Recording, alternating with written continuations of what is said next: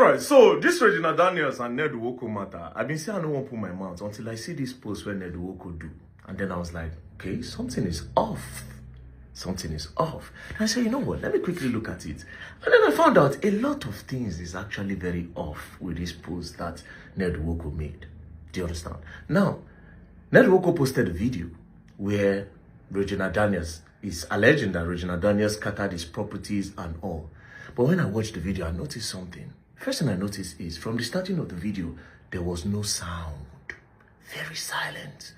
And towards the middle of the video, then the sound came up. This is involved. It's either, because there's no way you can record such video in total silence. It only means that somebody removed whatever sound that is in that video, right? So what does it mean? It's either some things were said in that video will be advantage or disadvantage to Regina Daniels, or advantage or disadvantage to Ned Nwoko. So they quickly remove that part, then edit and put. That is the first thing I noticed. Now, but let's go to the caption. The caption is even more interesting, right? So the caption says, Regina's unprovoked carnage and rampage in my house and in my absence. So it says, Regina was not always like this. Her current battle with drugs and alcohol abuse is the root of our problems. She must continue her rehabilitation program or I fear for her life and safety. Pause. With this, there are two things involved. This is too direct.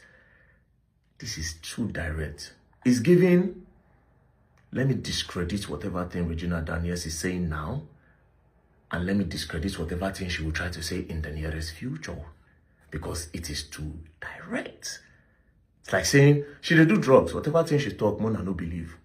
Or it's actually saying the truth. This is just me analyzing what I see. It's either it's trying to discredit or it's saying the truth. Now, I would guess there's another reason why it might be direct. Maybe because of the video where it go viral yesterday. They don't insult and they call him name. So he needed to just also say, I beg you, make I come on my hand. But let's continue. So I continue to read.